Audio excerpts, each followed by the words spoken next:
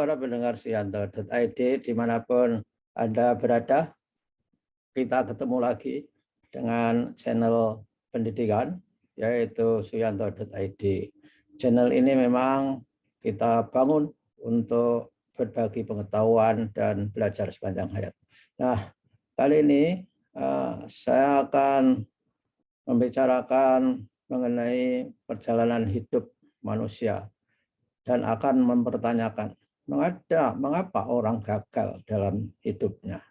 Tapi sebelum melanjutkan melihat video ini, tolong jangan lupa klik subscribe atau lonceng dan komen supaya Anda semua mendapatkan video terbaru dari Suyanto.id. Nah, kembali kepada pertanyaan awal, mengapa ada orang gagal? Saya kira kegagalan itu adalah merupakan suatu hal yang kebanyakan orang ingin menghindari. Tapi kadang-kadang tidak tahu bagaimana harus menghindari. Dan bahkan sebetulnya gagal itu bukan merupakan hal yang menjadikan hidup kita berakhir atau kiamat.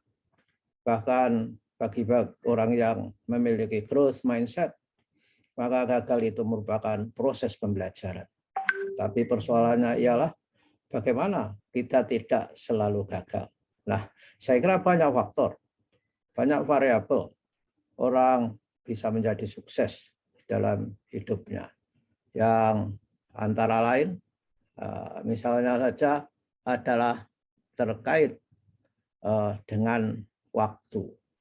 Kalau kita berbicara waktu, maka waktu itu adalah merupakan suatu hal yang seperti pedang bermata dua. Artinya, itu juga bisa membahayakan kepada orang yang memilikinya. Dalam arti bahwa semua kita memiliki waktu. Tetapi kalau tidak kita manfaatkan dengan baik, maka kita akan rugi oleh karenanya. Oleh karena itu saya kira kunci sukses itu salah satu variabelnya adalah manajemen waktu. Waktu itu sangat kejam ketika kita melihat bahwa waktu tidak bisa diulangi lagi. Sehingga kalau kita menghamburkan waktu tidak menghasilkan sesuatu dan itu di dalam hati kita tidak mengalami penyesalan, maka itu tanda-tanda bahwa Anda tidak bisa mengelola waktu dengan baik. Nah, karena terkait dengan waktu ini, orang yang sukses selalu memanfaatkan waktu dengan efisien, dengan efektif, sehingga ukurannya produktivitas. Waktu itu menjadi variabel penting terhadap produktivitas seseorang. Jika kalian bisa bekerja untuk menyelesaikan studi saudara di S1 dalam waktu kurang dari 4 tahun, itu tentu dikatakan saudara sukses mengelola waktu. Tetapi ketika saudara nggak bisa menyelesaikan program S1 dalam waktu 4 tahun, itu boros waktu, sehingga indikator kesuksesan tidak bisa tercapai. Kemudian ketika orang berbicara dengan produktivitas untuk menghasilkan sesuatu yang bisa diukur, misalkan barang atau apapun, maka ketika orang mengerjakan pekerjaan itu dengan waktu tertentu, produktivitasnya naik, itu sebetulnya dapat menggunakan waktu secara efisien. Atau ketika sukses dalam melakukan kegiatan itu, juga bisa dikatakan dengan waktu yang sama Anda menghasilkan produk yang lebih banyak. Atau dengan waktu yang lebih sedikit Anda bisa menghasilkan produk yang sama dengan yang sebelumnya. Itu juga indikator produktivitas saudara. Nah, karena waktu itu sangat penting, maka orang-orang yang sukses itu bisa memanfaatkan waktu bersamaan untuk mengerjakan banyak hal. Itulah yang disebut dengan multitasking. Jadi Anda yang bisa melakukan multitasking, peluang suksesnya itu lebih besar karena bisa mengerjakan beberapa hal dalam waktu yang hampir bersamaan. Misalkan saja kalau Anda melakukan editing video misalkan saja.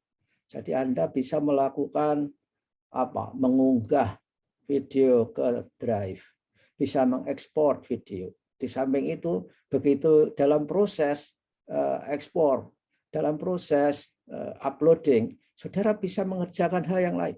Mungkin bisa mengerjakan skripsi, bisa memasak air, bisa memasak nasi, dan sebagainya. Itu adalah kegiatan multitasking.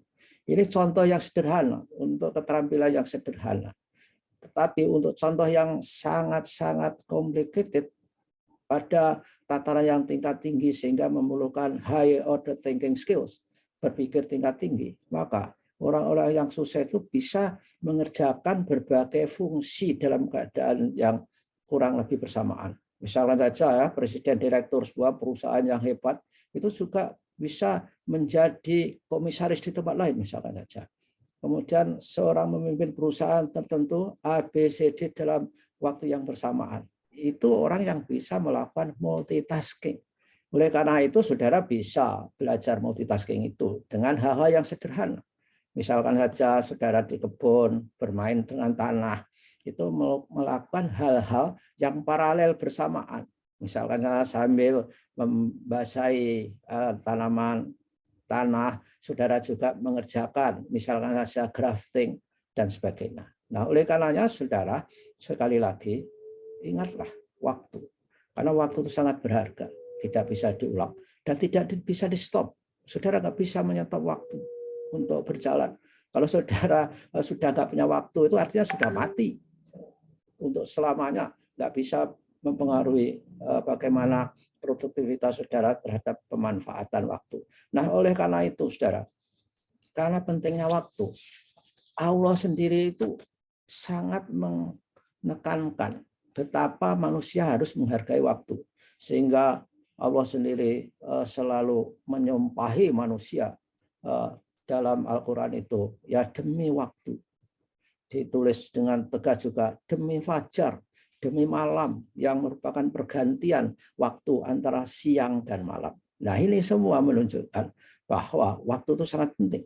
Dan ketika Allah menyumpahi manusia berdasarkan waktu, itu menuntut pertanggungjawaban manusia terhadap bagaimana memanfaatkan waktu. Nah, inilah saya kira, saudara, dan ketika saudara tidak melihat waktu dengan baik, maka segala-galanya akan menguap.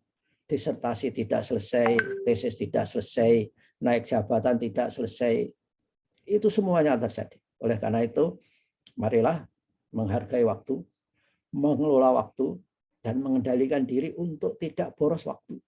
Jangan sampai kita hanya berboros-boros waktu hanya untuk chatting di WA group yang itu tidak membawa produktivitas kita menjadi lebih baik. Kalau lebih baik ya boleh saja bahwa itu pengetahuannya baru kemudian diterapkan untuk memanfaatkan waktu sebaik-baiknya. Nah, inilah faktor, salah satu faktor. Dan tentu di pertemuan berikutnya saya akan membicarakan faktor lain mengapa orang gagal atau mengapa orang sukses. Jadi gagal dan sukses itu kan sama saja dengan sebuah mata uang yang permukaannya itu jadi satu. Kalau enggak gagal, ya sukses. Kan begitu keadaannya. Nah, begitulah saudara-saudara.